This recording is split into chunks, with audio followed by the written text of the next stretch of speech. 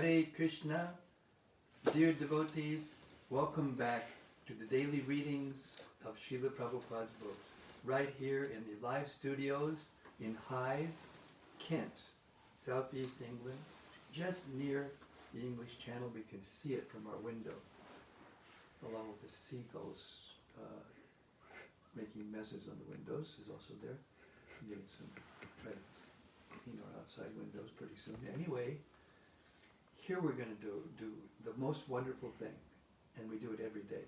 We clean our hearts, because hearing Krishna Katha is the way to clean our hearts the most efficiently of any other process in the spiritual line of Vedic culture. It is declared by the Bhagavatam again and again and again, Śrīmad-Bhāgavatam, that the most efficient way to clean the heart is to hear the holy names of Krishna and the pastimes of Krishna, either directly from Krishna through Bhagavad Gita, or about Krishna from his pure devotees in the Śrīmad-Bhāgavatam. So we're reading the 10th canto of the Śrīmad-Bhāgavatam, masterfully summarized by Srila Prabhupada, weaving together all the purports, all the commentaries of the previous acharyas into his purports, and then the crowning glory is Prabhupada's own words to make sure that we Westerners especially, but the Kali Yuga souls in general, can understand Krishna in his pastimes without making any mistakes. So this is the sure way to become attracted to Krishna and eventually attached to Krishna. And once our anarthas are removed by this process, to awaken our love for Krishna. That is the goal of life, the only goal of life. Whatever the material energy says, no matter what the ads say, no matter what the politicians say, no matter what the TED Talks say, the actual goal of life is to awaken our love for the Supreme Personality of Godhead in all of his beauty and glory and magnificence and wisdom. Okay. Śrīmad-Bhāgavatam Mahima Stotra is a 5-verse stotra written by Srila Sanatana Goswami, who was instructed more time than any other disciple directly, 2 months straight. And his glorification of the Bhagavatam is the most beautiful I've ever heard. And it goes like this.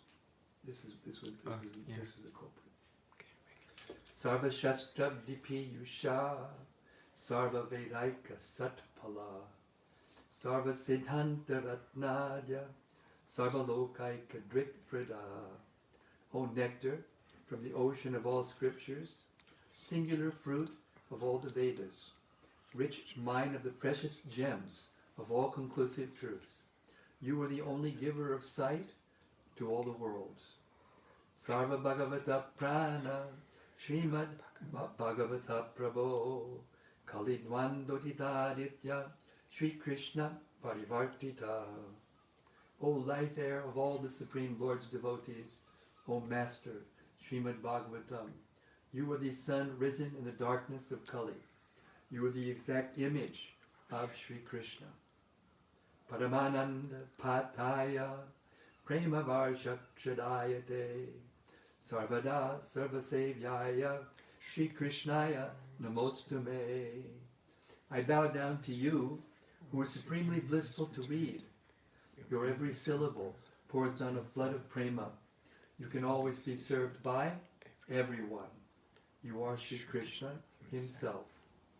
Madeka Bando Matsangin, Madgudo Man Mahadana, Man Nistaraka Mad Bhagya, Mad Ananda Namostute. My only friend, my constant companion, my spiritual master, my great wealth, my savior, my good fortune, my source of ecstasy, I bow down to you. Asadu, sadhu tadayin, adini chochatakada, hanamun jagadachin mam, Premna Retkanta Yospura, O bestower of saintliness to the unsaintly, O exalter of the most fallen, please never leave me, always appear in my heart and my voice with pure love. Om Namo Bhagavate Vasudevaya. Om Namo Bhagavate Vasudevaya. Om Namo Bhagavate Vasudevaya. Om Namo Bhagavate Vasudevaya. Om Namo Bhagavate Vasudevaya. Om Namo Bhagavate Vasudevaya. So, Vasudeva has taken Krishna out of the prison of Kaṁsa and delivered him to the lap of Mother Yashoda in Gokula. And now he's back, and the shackles are all back, and everyone was asleep by Yogamaya's arrangement. And now we've reached chapter 4. Kaṁsa begins his persecutions. After Vasudeva adjusted things as they had been before, he carried Krishna to Gokula and all the doors.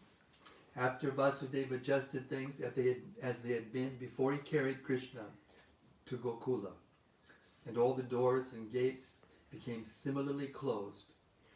The gatekeepers awoke and heard the newborn child crying. Kaṁsa was waiting to hear the news of the child's birth, and the gatekeepers immediately approached him and informed him that the child was born. At that time, Kaṁsa got up from his bed very quickly and exclaimed, "Now the cruel death of my life is born." Kaṁsa became perplexed now that his death was approaching, and his hair scattered. Immediately he proceeded toward the place where the child was born. Devaki, upon seeing her brother approaching, prayed in a very meek attitude to Kaṁsa, "My dear brother, please do not kill this female child. I promise that this child will be the wife of your son. Therefore, don't kill her. You are not to be killed by any female child. That was the prophecy. You are to be killed by a male child. So please, do not kill her. My dear brother, you have killed so many of my children who were just born, shining like the sun. That is not your fault. You have been advised by demoniac friends to kill my children. But now I beg you to excuse this girl at least. Let her live as my daughter." Kaṁsa was so cruel that he did not listen to the pitiful prayers of his sister, Devaki. He forcibly grabbed the newborn child to rebuke his sister and attempted to dash her on the stone mercilessly. This is a graphic example of a cruel demon who could sacrifice all relationships for the sake of personal sense gratification. Personal gratification. But the child immediately slipped out of his hands, went up into the sky, and appeared with 8 arms as the younger sister of Vishnu. She was decorated with nice garments and flower garlands and ornaments. In her 8 hands she held a bow, lance, arrows, sword, conch shell, disc, club, and shield. Seeing the appearance of the child, who was actually the goddess Durga, all the demigods from different planets like Siddhaloka, Charnaloka, Gandharva-loka, Apsara-loka, Kinnara-loka, Uragaloka, presented her with various articles and began to offer their respectful prayers. From above, the goddess addressed Kaṁsa, "You rascal, how can you kill me? The child who will kill you is already born before me somewhere within this world. Don't be so cruel to your poor sister. After this appearance, the goddess Durga became known by various names in various parts of the world. After hearing these words, Kaṁsa became very much overwhelmed with fear. Out of pity, he immediately released Vasudeva and Devaki from the bondage of their shackles and very politely began to address them. He said, "My dear sister and brother-in-law, I have acted just like a demon in killing my own nephews, your children, and thereby I have given up all consideration of our intimate relationship. I do not know what will be the result of these envious acts of mine. Probably I shall be sent to hell, where killers of brahmanas go. I am surprised, however, that the celestial prophecy does not come true. It is not only in human society that false propaganda is found. Now it appears that even the celestial denizens speak lies. Because I believed in the words of the celestial denizens, I have committed so many sins by killing the children of my sister. My dear Vasudeva and Devaki, you are both very great souls. I have no instructions to give you, but still I request that you not be sorry for the deaths of your children." Imagine. Every one of us is under the control of superior power, and that superior power does not allow us to remain together. We are bound to be separated from our friends and relatives in due course of time. But we must know for certain that even after the disappearance of the different material bodies, the soul remains intact eternally. For example, there are many pots made of earthly clay, and they are prepared and also broken. But in spite of this, the earth remains as it is, perpetually. Similarly, the bodies of the soul, under different conditions, are made and destroyed, but the spirit soul remains eternally. So there is nothing to lament over. Everyone should understand that this material body is different from the spirit soul, and so long as one does not come to that understanding, he is sure to accept the processes of transmigration from one body to another. My dear sister Devaki, you are so gentle and kind. Please excuse me. Don't be aggrieved by the death of your children, which I have caused. Actually, this was not done by me, because all these are predestined activities. One has to act. One has to act according to the predestined plan, even unwillingly. People misunderstand that with the end of the body the self dies, or they think that one can kill another living entity. All these misconceptions oblige one to accept the conditions of material existence. In other words, as long as one is not firmly convinced of the eternality of the soul, one is subjected to the tribulation of being killer and killed. My dear sister Devaki and brother-in-law Vasudeva, kindly excuse the atrocities I have committed against you. I am very poor-hearted, and you are so great-hearted, so take compassion upon me and excuse me. While Kaṁsa was speaking to his brother-in-law and sister, tears flowed from his eyes, and he fell down at their feet. Believing the words of Durga Devi, whom he had tried to kill, Kaṁsa immediately released his brother-in-law and sister. He personally unlocked the iron shackles and very sympathetically showed his friendship for his family members. When Devaki saw his brother so repentant, she also became pacified and forgot all his atrocious activities against her children. This is the most powerful quality that Brahmanas have. They forgive. It's more powerful than any other energy.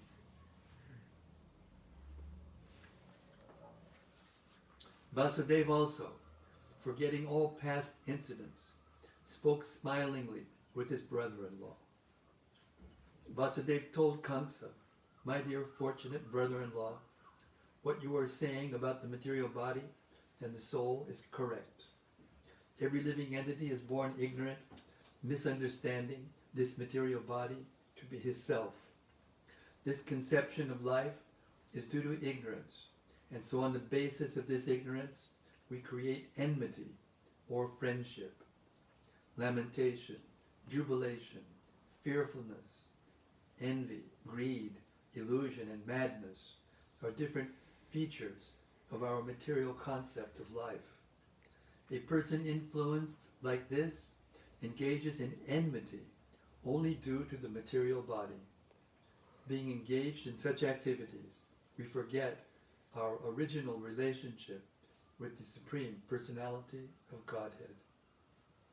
Vasudeva took the opportunity of Kaṁsa's benevolence and informed him that his atheistic activities were also due to this misconception of life, namely taking the material body to be the self. When Vasudeva talked with Kaṁsa in such an illuminating way, Kaṁsa became very much pleased, and his guilt for killing his nephews subsided. With the permission of his sister Devaki and brother-in-law, Vasudeva, he returned to his home with a relieved mind.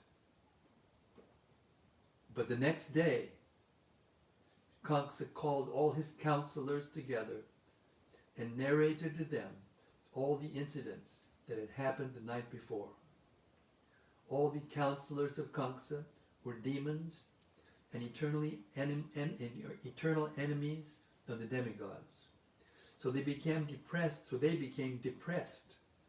upon hearing their master speak of the night's events. And although they were not very much experienced or learned, they began to give instructions to Kaṁsa as follows. "Dear sir, let us now make arrangements to kill all children who were born within the last 10 days in all towns, countries, counties, villages, and pasturing grounds. Let us execute this plan indiscriminately. We think that the demigods cannot do anything against us if we perform these atrocities. They are always afraid of fighting with us, and even if they wish to check our activities, they will not dare to do so. Because of your immeasurable strength, they fear your bow. Indeed, we have practical experience that whenever you stood to fight with them and began to shower your arrows on them, they immediately fled in all directions just to save their lives. Many of the demigods were unable to fight with you, and they immediately surrendered themselves unto you by loosening their turbans and the tufts of hair on their heads. With folded hands they begged you to spare them and said, 'My Lord, we are all afraid of your strength. Please release us from this dangerous fight.' We have also seen many times that you would never kill such surrendered fighters when they were all fearful, their bows, arrows, and chariots broken. Forgetful of their material activities, forgetful of their military activities, and unable to fight with you. So naturally we have nothing to fear from these demigods. They are very proud of being great fighters in peacetime outside the war field, but actually they cannot show any talent or military power on the war field. Although Lord Vishnu, Lord Shiva, and Lord Brahma are always ready to help the demigods, headed by Indra, we have no reason to be afraid of them. As far as Lord Vishnu is concerned, he has already hidden himself within the hearts of all living entities, and he cannot come out. As far as Lord Shiva is concerned, he has renounced all activities. He he has already entered into the forests. And Lord Brahma is always engaged in different types of austerities and meditation. And what to speak of Indra? He is like a straw in comparison to your strength. Therefore we have nothing to fear from any of these demigods. But we must not neglect them, for the demigods are our determined enemies. We must be careful to protect ourselves, to root them out from their very existence.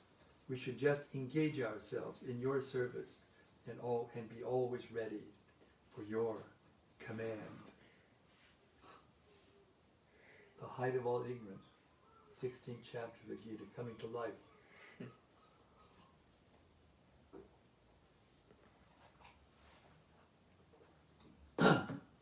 The demons continued to say, if there is some disease in the body which is neglected, it worsens and becomes incurable. Similarly, when one is not careful about restraining the senses and lets them loose, it is then very difficult to control them. Therefore, we must now be very careful of the demigods before they get too strong to be subdued. The foundation of the strength of the demigods is Lord Vishnu, because the ultimate goal of all religious principles is to satisfy him.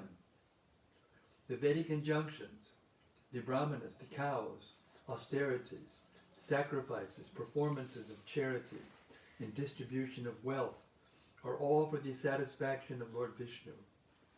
So let us immediately begin by killing all the brahmanas who are in charge of the Vedic knowledge, along with the great sages who are in charge of sacrificial, ritualistic performances.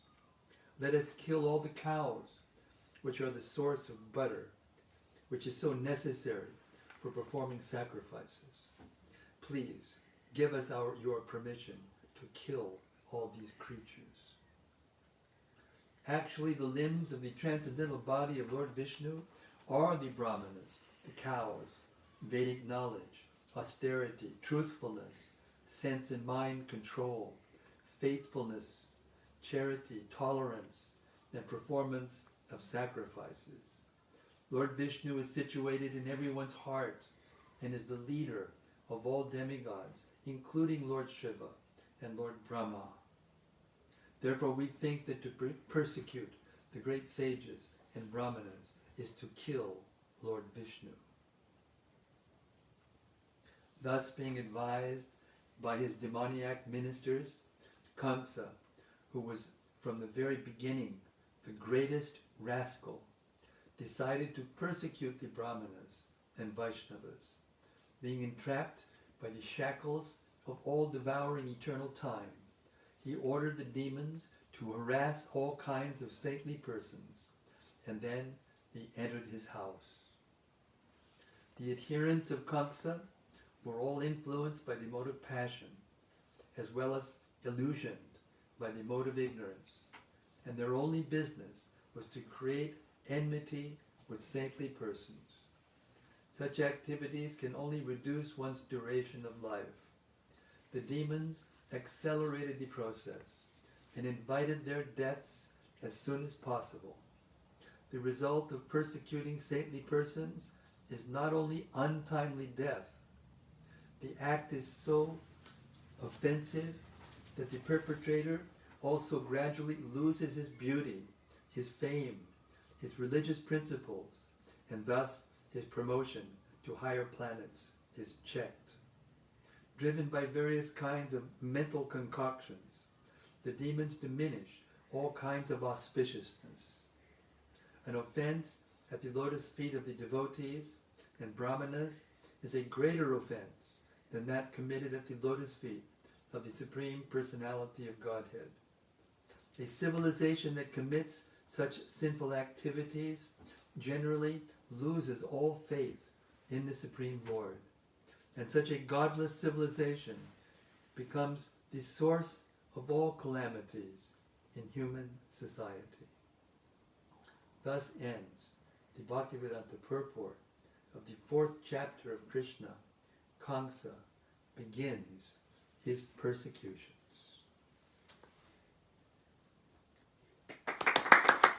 Jai, I don't even want to say Jai, but it's amazing how when the demon is faced with unsurmountable opposition, they immediately revert back to their demoniac. He actually spoke spiritual knowledge to Devaki and Vasudeva, try to pacify them. But as soon as he got with his demoniac counselors, ministers, finished. Therefore, the mind of the demons are flickering. They're not steady. They can't be trusted. They can do anything at any time. But this is also to show us, because this is during the pastimes of Krishna. What to speak of now? Kali Yuga is marching on. So we should not be disturbed by all these things. Prabhupada told us time and time and time again, don't be disturbed by all these things.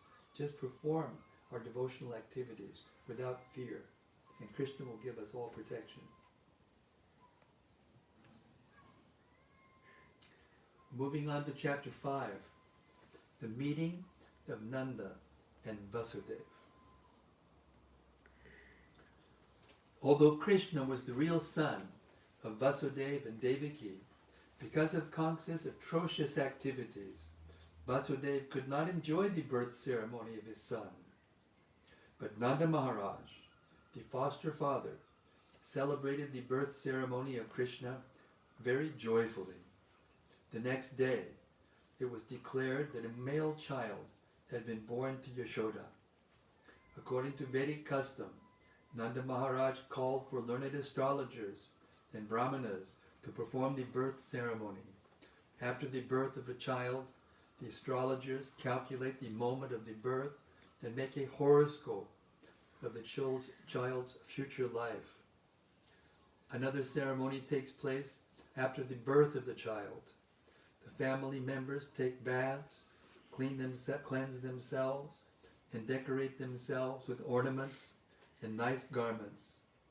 They then come before the child and the astrologer to hear of the future life of the child. Nanda Maharaj and other members of the family dressed and sat down in front of the birthplace.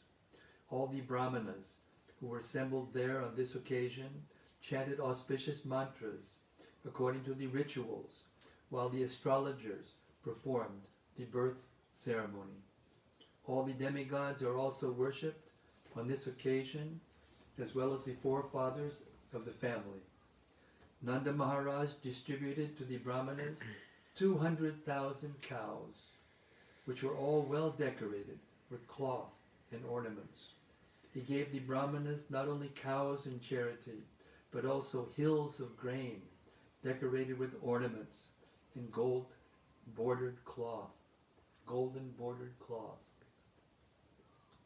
In the material world, we possess riches and wealth in many ways, but sometimes not in very honest and pious ways, because that is the nature of accumulating wealth. According to Vedic injunction, therefore, one should purify such wealth by giving cows and gold in charity to the brahmanas.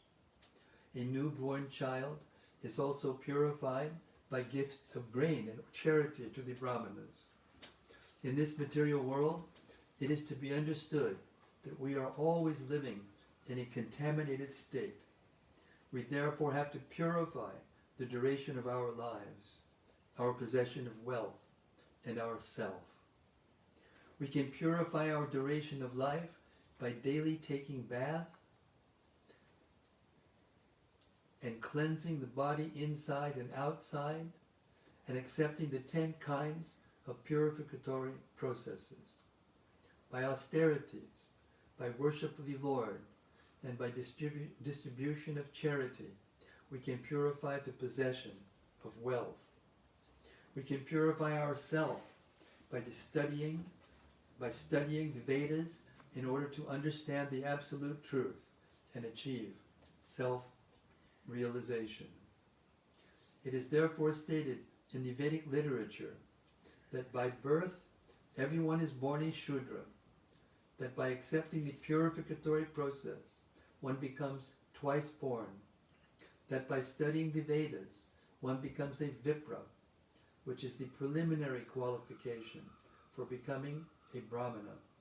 And when one perfectly understands the absolute truth, he is called a Brahmana. And when the Brahmana reaches further perfection, he becomes a Vaishnava, or a devotee. In Krishna's birth ceremony, all the assembled Brahmanas began to chant different kinds of Vedic mantras to invoke all good fortune for the child. There are different kinds of chanting, known as Sutta, Magadha, Bandija, and Virodavali. Along with this chanting of mantras and songs, bugles and kettle drums are sounded outside the house. On this occasion, the joyous vibrations could be heard in all the pasturing grounds and all the houses. Within and outside of the houses, there were varieties of artistic paintings done with rice pulp, and scented water was sprinkled everywhere, even on the roads and streets. Ceilings and roofs were decorated with different kinds of flags, festoons, and green leaves. The gates were made of green leaves and flowers.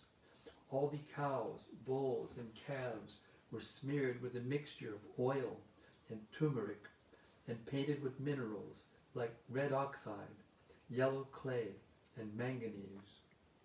They wore garlands of peacock feathers and were covered with nice colored cloths and gold necklaces.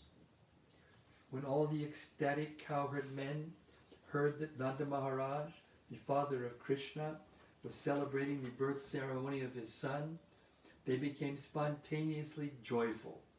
They dressed themselves with very costly garments and ornamented their bodies with different kinds of earrings and necklaces and wore great turbans on their heads. After dressing themselves in this gorgeous way, they took various kinds of presentations and thus approached the house of Nanda Maharaj. As soon as they heard that Mother Yashoda had given birth to a child, all the cowherd women became overwhelmed with joy, and they also dressed themselves with various kinds of costly garments and ornaments, and smeared scented cosmetics on their bodies. As the dust on the lotus flower exhibits the exquisite beauty of the flower, all the gopis, cowherd women, applied the dust of kumkum on their lotus-like faces. These beautiful gopis took their different presentations and very soon reached the house of Maharaj Nanda. Overburdened with their heavy hips and swollen breasts, the gopis could not proceed very quickly toward the house of Nanda Maharaj, but out of ecstatic love for Krishna, they proceeded as quickly as possible. Their ears were decorated with pearl rings, their necks with jeweled lockets, their lips with different kinds of lipstick, their eyes with various kinds of ointment, and their hands with nice golden bangles. As they were very hastily passing over the stone road, the flower garlands which were decorating their bodies fell to the ground, and it appeared that a shower of flowers was falling from the sky. From the movement of the different kinds of ornaments on their bodies, they were looking still more beautiful. In this way, they all reached the house of Nanda, Yashoda, and the blessed child. Dear child, you live long just to protect us. While they were blessing child Krishna in this way, they offered a mixture of turmeric powder, oil, yogurt, milk, and water.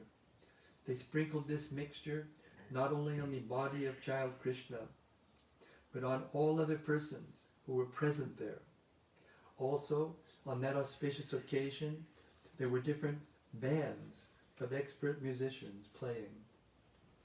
When the cowherd men saw the pastimes of the cowherd women, they became very joyful, and in response they began to throw yogurt, milk, clarified butter, and water upon the bodies of the gopis. Then both parties began to throw butter on each other's bodies. Nanda Maharaj was also very happy to see the pastimes of the cowherd men and women, and he became very liberal in giving charity to the different singers who were assembled there. Some singers were reciting great verses from the Upanishads and Puranas. Some were glorifying the family ancestors, and some were singing very sweet songs. There were also many learned brahmanas present, and Nanda Maharaj, being very satisfied on this occasion, gave them different kinds of garments, ornaments, and cows in charity.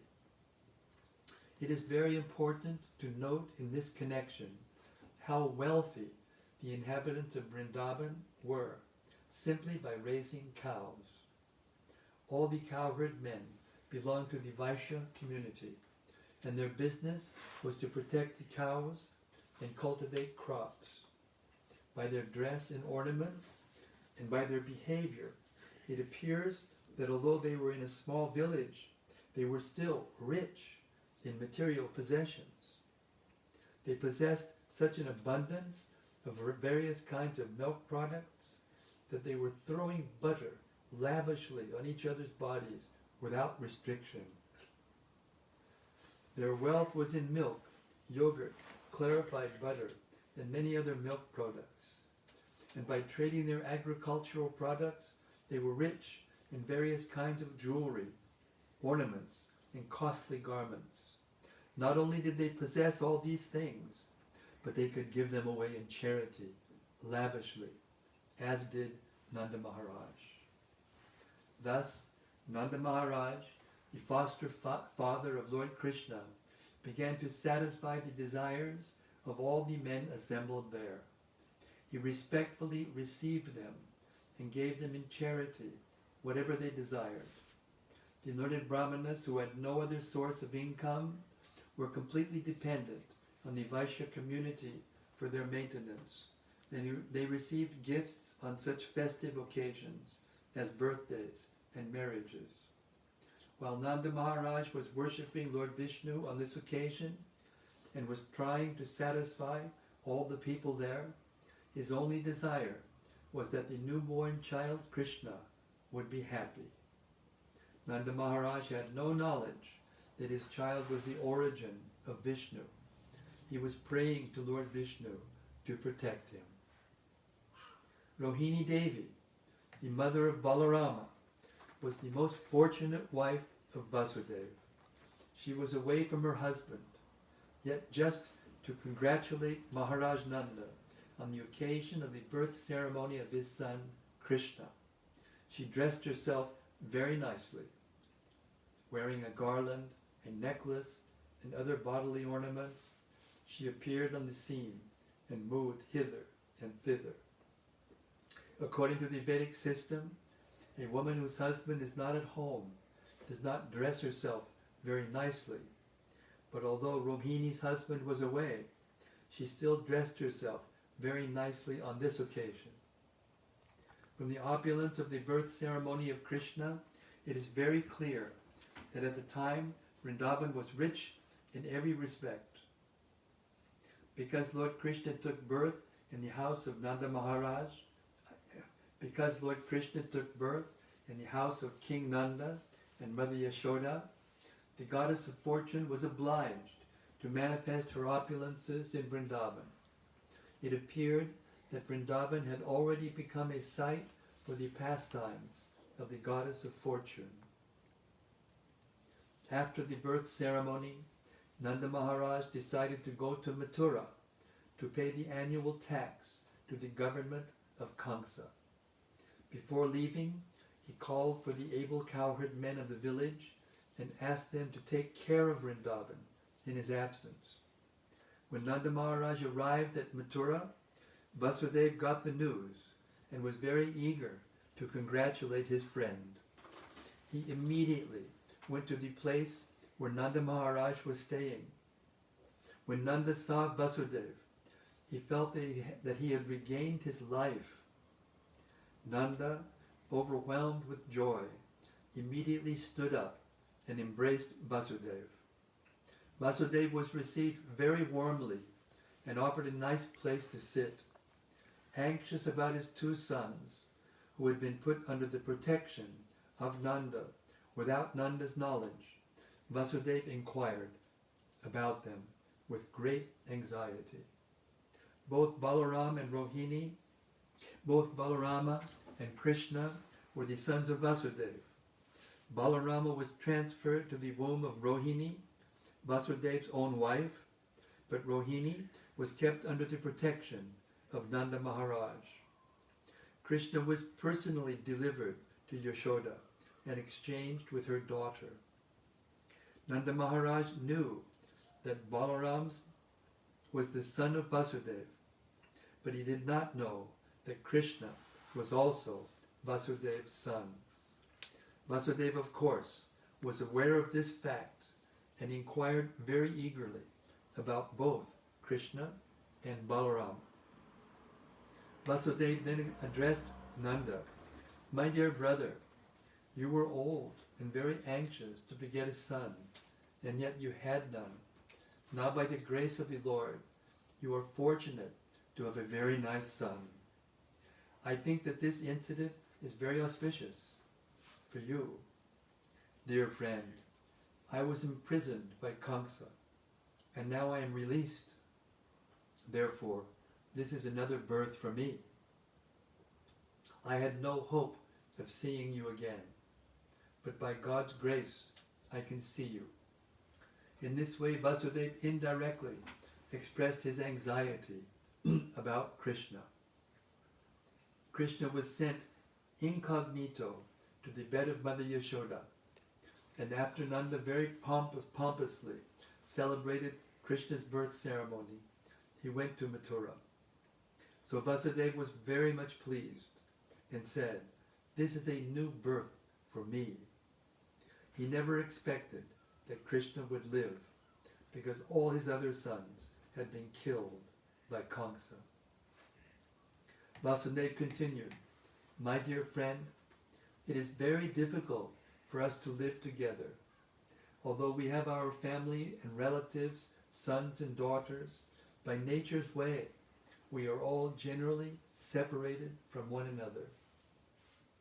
The reason for this is that every living entity appears on this earth under different pressures of fruitive activities. Although they assemble together, there is no certainty of their remaining together for a long time. According to one's fruitive activities, one has to act differently and thereby be separated. For example, many plants and creepers are floating on the waves of the ocean. Sometimes they come together, and sometimes they separate forever. One plant goes one way, and another plant goes another. Similarly, our family assembly may be very nice while we are living together, but after some time, in the course of the waves of time, we are separated." The purport of this expression by Vasudeva is this. Although he had 8 sons born from the womb of Devaki, unfortunately, they were all gone. He could not even keep one son, Krishna, with him. Vasudeva was feeling his separation, but he could not express the real fact. "Please tell me about the welfare of Vrindavan," he said. "You have many animals. Are they happy? Are they getting sufficient grass and water? Please also let me know whether the place where you are now living is undisturbed and peaceful."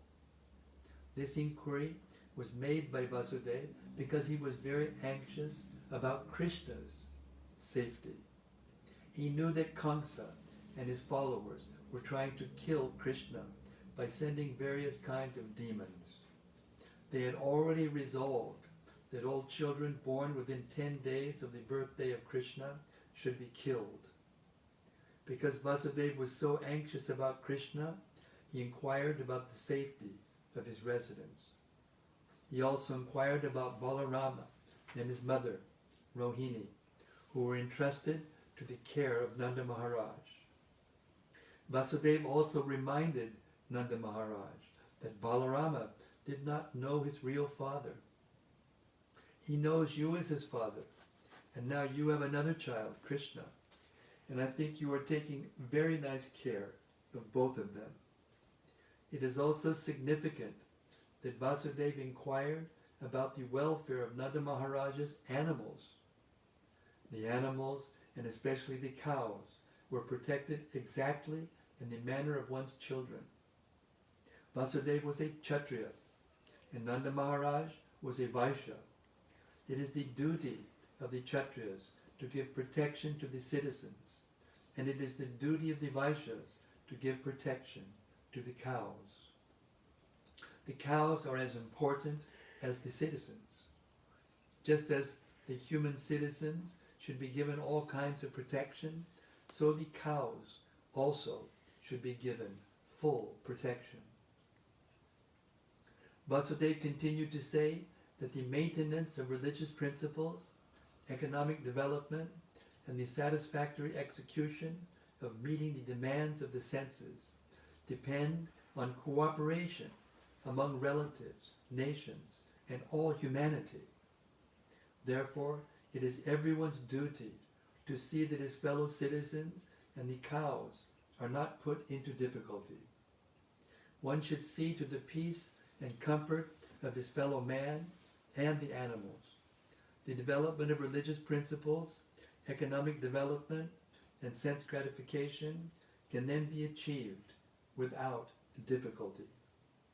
Vasudeva expressed his sorrow due to not being able to give protection to his own sons, born of Devaki.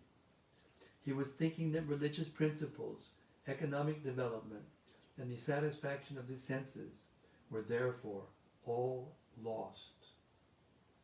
Upon hearing this, Nanda Maharaj replied, "My dear Vasudeva, I know that you are very much aggrieved because the cruel King Kaṁsa has killed all your sons, born of Devaki.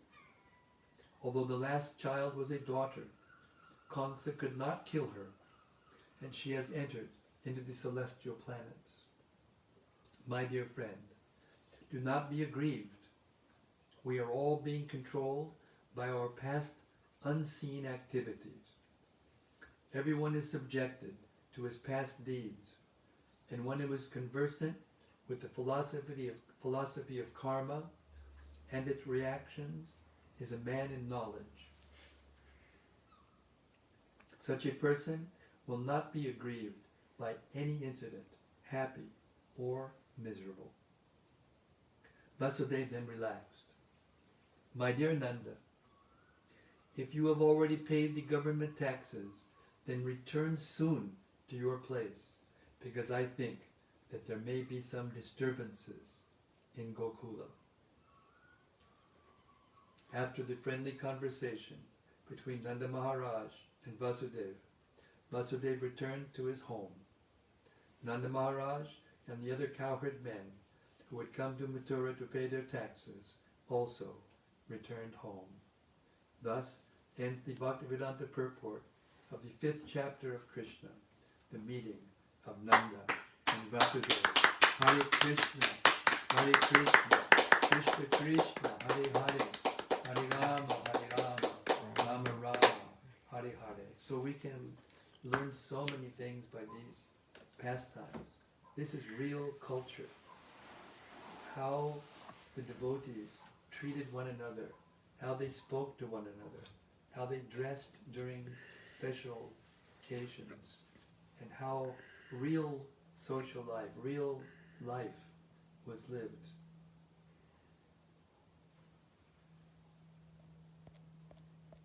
Hare Krishna. So we'll stop our daily reading. Today we heard 2 wonderful chapters.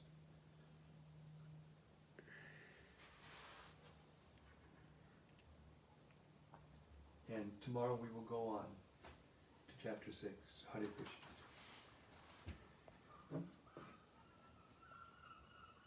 From Gopa Kanya Devidasi.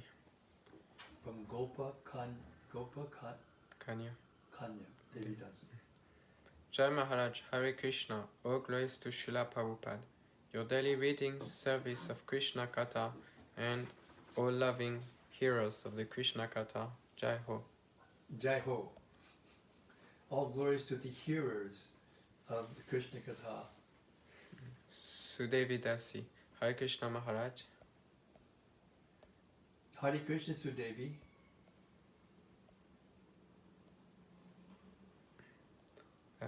We hope you are well and safe. Hare Krishna. From Raj Lakshmi. Hare Krishna Maharaj, please accept my humble obeisances. Hare Krishna Mam. All grace to you and your service to Srila Prabhupada. Thank you. Hare Krishna. Rati Manjari said, Jai Guru Maharaj. Jai Rati.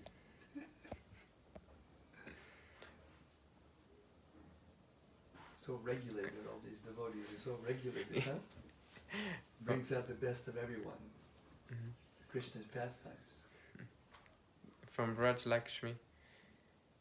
Kaṁsa spoke wise words like Dhritarashtra, but took shelter of destiny as the cause of everything that happened, Yes. rather than admitting that it was result of his selfish actions. Vasudeva is so magnanimous in forgiving Kaṁsa. All glories to the devotee of the Lord. Well, he also, at that moment, he actually begged forgiveness also. Because he was overwhelmed by the relief. Because this is we should understand that what's happening here is that when Brahma gave the instruction from Krishna directly to all the demigods what he was going to do, the demigods had been told them to take birth in the families of the Yadu, especially in Bhoja and all these dynasties that are related to Krishna. And when the demons found out about this, they also took birth in these other families. You see? So what happened was, this was all a convergence of the demigods, higher, powerful demigods, and higher demons who took the birth on the earth to fight it out. And the result was the Battle of Kurukshetra. And all the other resultant battles that went on, surrounding it. So we should understand these are not ordinary people. They were taking birth there, just so Krishna could clean the house. Hare Krishna. Krishna Premavati Devidasi. Jai Krishna Premavati Devidasi. Dandavat Pranams Maharaj. Hare Krishna.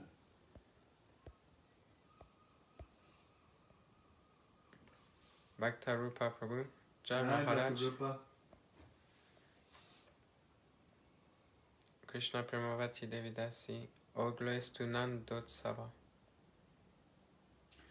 Yes, to get a taste for hearing these pastimes. We can hear these pastimes again and again and again. And every time we hear them, they get better if we're in proper Krishna consciousness. And the way to get proper Krishna consciousness is to never stop hearing them. Bhakta Rupa Prabhu. Hare Krishna Maharaj, please accept my humble obeisances. All glories to Srila Prabhupada. Can really appreciate the simple opulence of the crowd community, such abundance of natural resources. Yes. Modern opulences seem so complicated and unattractive in comparison. Yes. From Ananda Murti Devidasi. Hare Krishna, Ananda Murti Devidasi, Hare Krishna. Jai Gurudev, please accept my humble obeisances. All grace to Srila Prabhupada. Today I understand that how the demoniac mentality acts in front of Vishnu, the Supreme Lord. Now, I'm distributing new published Srila Prabhupada's Bhagavad Gita for anyone who meets me in the working place. Oh, very nice. Friends, or at the street. Very nice. I feel that only by receiving Srila Prabhupada's books, like Bhagavad Gita, people understand what is right and what is wrong. in his or her life. Yesterday also I've distributed Bhagavad Gita to one of my co-workers. She became very happy and says she's very happy to get this kind of holy book like Bible, and she's looking forward to read after going back home. Very nice. Another example, 2 days ago I've distributed Śrīmad-Bhāgavatam to my friends. Very good. One of my friend became very happy and wrote to me that she's very happy to meet me and got valuable books because she was feeling to study more about Krishna. Very nice. This Sankirtan Yagna is so powerful, so that bringing people high pleasurable consciousness. Well, thank you, Anandamurti, for relating the transcendental pastimes of your distributing Krishna consciousness, which, by the way, is an extension of the pastimes of Lord Chaitanya. The pastimes of Lord Chaitanya are not finished with his disappearance. They continue to go on as long as Krishna consciousness is being spread all over the world. And you're giving pleasure to Prabhupada, you're giving pleasure to the previous acharyas, and to Lord Chaitanya, and to Sri Radha and Krishna. Therefore, I know that you're happy. Because whoever does that, they taste the highest happiness. And Prabhupada told us that feeling you get when you distribute a book and people receive it nicely, that warm heart feeling that you get, that you cannot get any other way practically, is actually the embrace of Lord Chaitanya. So congratulations, Hare Krishna. And thank you for sharing it with all of us. When you hear about that level of devotional service, we get the same benefit. Jai Śrīla Prabhupāda, Jai Gurudev. Hare Krishna.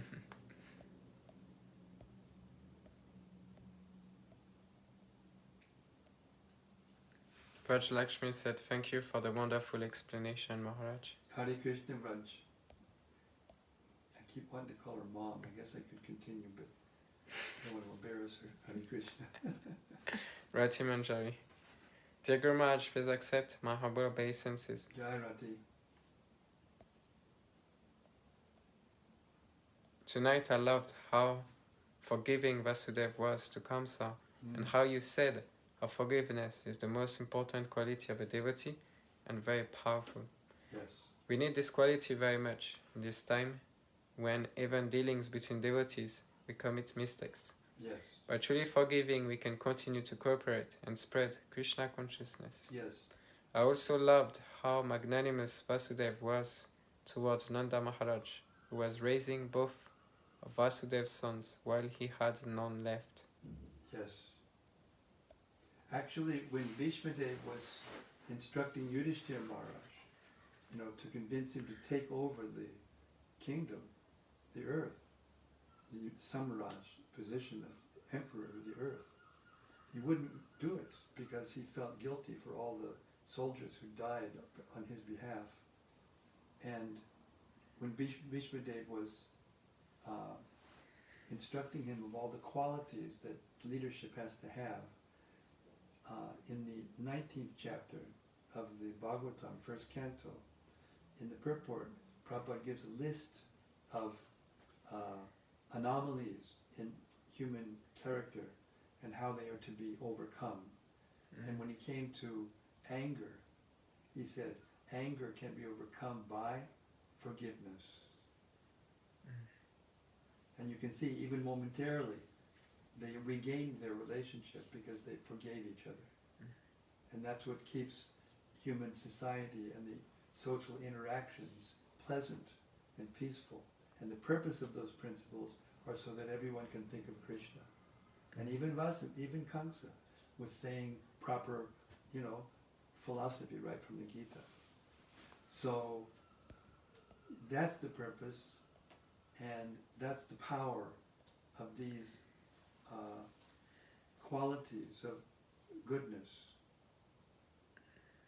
And the purpose of it is to make human society peaceful so that we can actually get together and glorify Krishna in gratitude.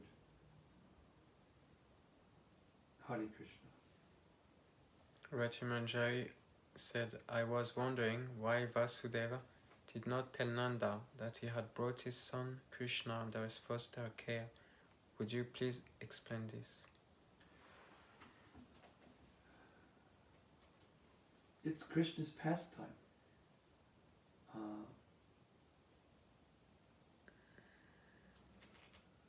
Vasudeva loved Krishna so much that he did not want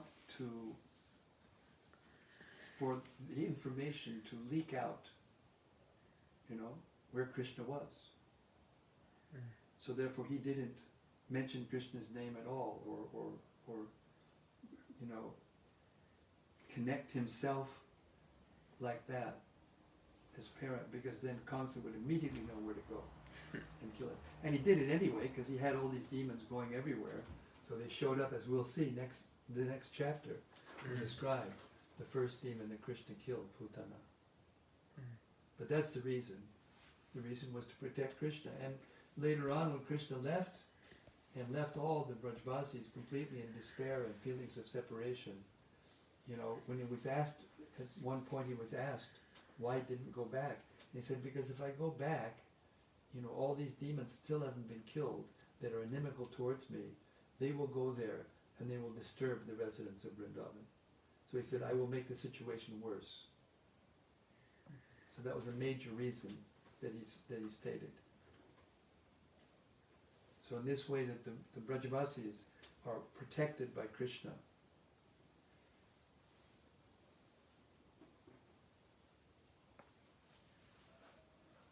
Ratimanjay said, what a great sacrifice Vasudeva made out of love. Thank you for these beautiful explanations. Hare Krishna. And thank you, all of you, once more, for this opportunity to recite the Krishna book, my favorite book, to the pure devotees. This is the way of advancing in Krishna consciousness, and we can all feel it. It's tangible, it's real. We get relief from all of the difficulties and confusions that are there from living in a material body, and all of the various anxieties that are going on in the material world, from disease and old age and conflict and social ills. It's all due to the material body. It's all due to the material energy covering the soul. It's a diseased condition, and you can't expect to live a peaceful, happy, natural, healthy life as long as you're in a material body.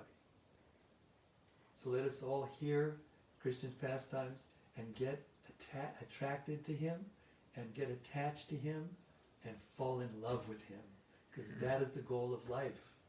There is no other goal of life. Shri Krishna, the Supreme Personality of Godhead, ki jai. Samaveta Bhakta Vrinda ki jai. Gaur Premanandi Hari Hari Bol. We'll see you tomorrow night as we go through the pastimes of Krishna, one after another, and get purified of all of our anarthas together. Hare Krishna.